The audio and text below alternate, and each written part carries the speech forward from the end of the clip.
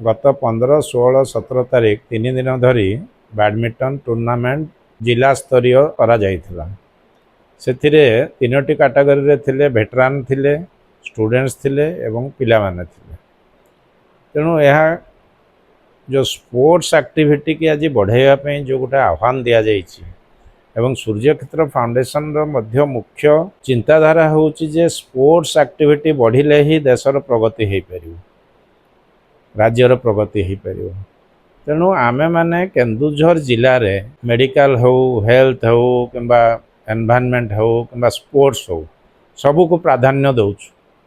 तेणु एबे जो ये कंडक्ट कराइतला 3 दिन धरी स्पोर्ट्स एक्टिविटी बैडमिंटन रे खूब सुंदर भाव में कराइतला एवं सूर्यक्षेत्र फाउंडेशन रो सहयोग रे एटा कराइ। भविष्यत रे आमे एबे हमर केन्दुझर रो रुकुणापुर ग्राम रे एक जिला स्तरीय फुटबॉल मैच रो आयोजन करिया पई स्थिर करूछु एवं यह खूब शीघ्र तार रूपरेख देकी एमते जिला स्तर रे स्पोर्ट्स एक्टिविटी की बढ़ा जाई पारिबो सेथिपई आमे माने संपूर्ण भाव में चेष्टित।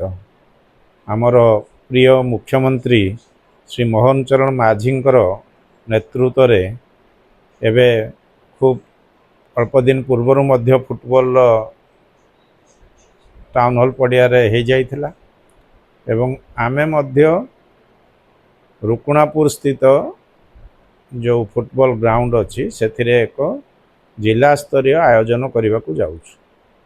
तेणु स्पोर्ट्स को बढ़ाइया पे जेते किछि प्रचेष्टा करिवा द्वारा सूर्यक्षेत्र फाउंडेशन करि आसीछि करिवो एवं आगो को मध्य करि। आमे जो एई प्रयास चाली रखिछु कारण आजिकारी जो यंग जनरेशन से आ फिजिकल मोड रे एक्सरसाइज न करी मोबाइल रे केमती खेल करा जाय परिबो, मोबाइल रे खेल जीति जिवो, मोबाइल रे काम हबो, ता द्वारा पिला मानकर फिजिकल एक्सरसाइज हेई पारुनी जोटा गोटे तांको ब्रेन डेवलपमेंट रे गोटे मुख्य स्रोत रे आसीबो। पाठ पढ़िबा संगे संगे स्पोर्ट्स मध्य नितांत आवश्यक।